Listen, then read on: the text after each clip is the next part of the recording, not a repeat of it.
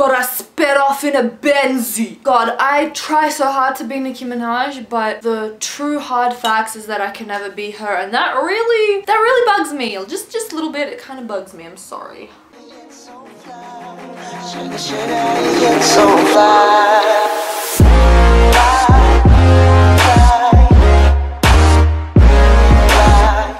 And all of a sudden, she sees this shadow coming down. From a shadow turned a massive fucking knife. It wasn't like a kitchen knife where you fucking like cut your little tomatoes, you cut your little celery, and you fucking chuck it all in a fucking salad. No, bitch. It was like go into the fucking butchers and slash fucking massive piles of meat down. Hello, beautiful people of the world. Today, I am coming at you with another video, and this one is how my neighbor tried to stab me and my entire bloody family.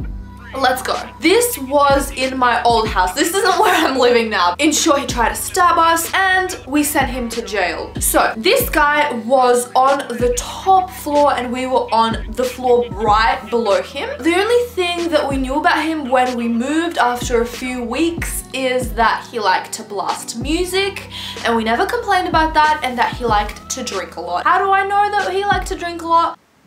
Yeah, no, I'm not even gonna try to impersonate a drunk person because that would be making fun of myself, and I don't even remember myself when I'm drunk. Something really strange always kept on happening for the 1 year that we moved in our new humble abode. Every few weeks or so, the police would come to our house and say there's been like a complaint of you like beating your child. No, I was not beaten. Once I was sitting on the floor doing my homework, the police was like banging on our door. My mom got confused, and then the police got confused soon after her because he saw that I was just sitting on the floor doing my homework like the good child I am. Not doing any drugs. What are you talking about? We didn't understand what was happening. I don't know why. I'm just like, oh yeah, my neighbor tried to kill me. When really it was a very traumatic experience for me. Let's just call him Travis.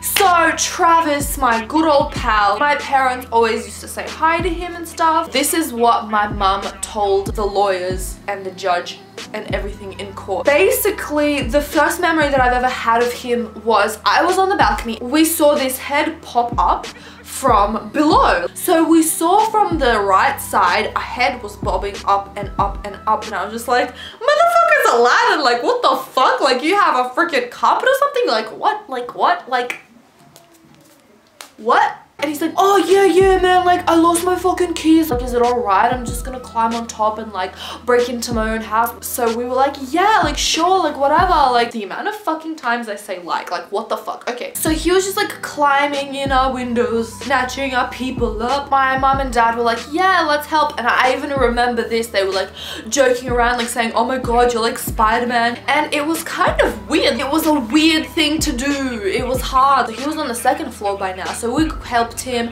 because we had like borders around the right side of our balcony, so we removed them for him. All of those things my mum told to the court and to the judge to finalize her being not guilty. Yes, she was charged being guilty because apparently, so this is where the whole story actually starts. So my mum and dad, they were sitting in the balcony. Could you have guessed? My mum was sitting facing, you know, the pretty scenic background. They were just laughing and talking and drinking tea. All of a sudden, she sees this shadow coming down, like a man's head coming down. It just slowly kept on coming down and down and down. And all of a sudden, from a shadow turned a massive fucking knife. Like, guys, when I say knife, it wasn't like a kitchen knife where you fucking like cut your little tomatoes, you cut your little celery, and you fucking chuck it all in a fucking salad. No, bitch. It was like go into the fucking butchers and they fucking slash fucking massive piles of meat down. So he kept going down and he was like fully pointing it at her. And I'm like, Mom, like you do realize you could have fucking been stabbed. No, like I thought he was joking. Like I was just like in this really funny mood. Like I don't know, like everyone's just joking around me. Yeah, Mom, you live in a fantasy world. You got so drunk. And my dad just like turns around and he's like, what?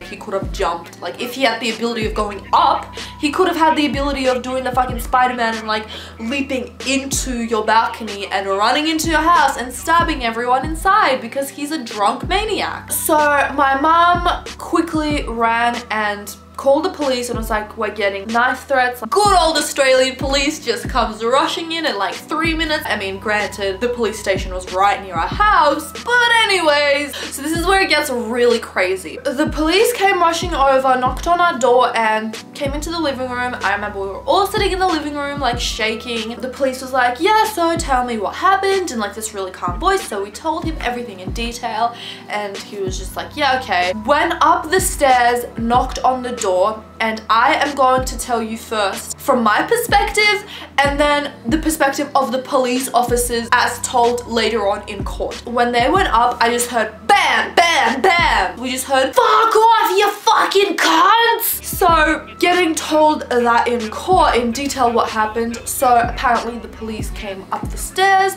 banged on the door. So when they were knocking, he was like, I'm not opening the fucking door.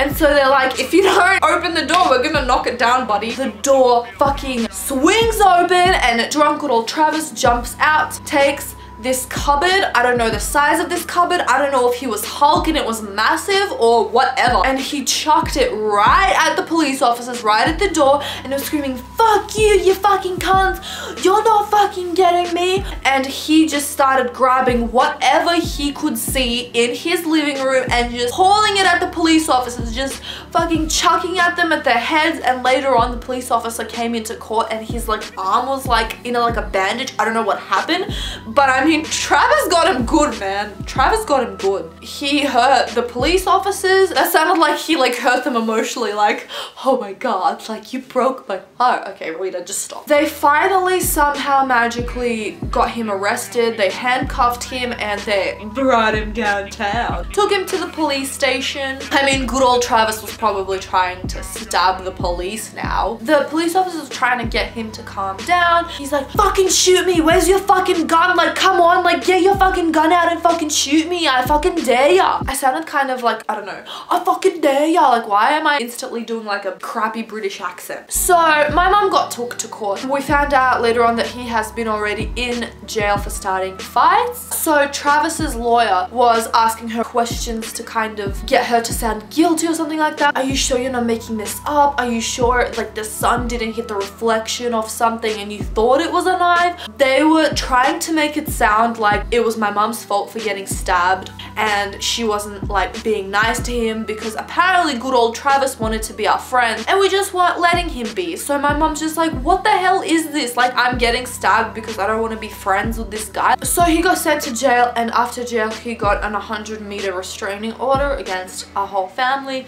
So that was dealt with. But hold on, the story isn't even over yet. So the next day after he got sent to jail, my mum wakes up to screams outside of our balcony. So it was this really angry man's voice and he was like, you fucking bitch, I'm gonna fucking kill your whole family. You fucking sent my brother to jail. What the fuck? Next fucking morning, my mum woke up to smashed windows on our balcony and there was like this massive rock. So obviously someone threw a rock right at our fucking balcony. I don't know how my mum like found this out, but the rocks were like Travis's girlfriend. So anyways guys, that was a very traumatizing experience. I mean, moral of the story is that bad shit, scary shit happens in life sometimes, but it is a very funny and great story to tell afterwards. Thank you so much for watching guys. If you haven't subscribed yet to me, it would be so awesome if you did.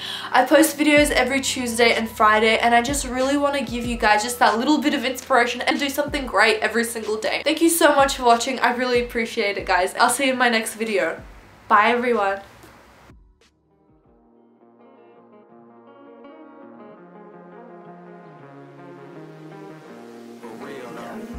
Shifted higher than the ceiling, and who is the ultimate feeling?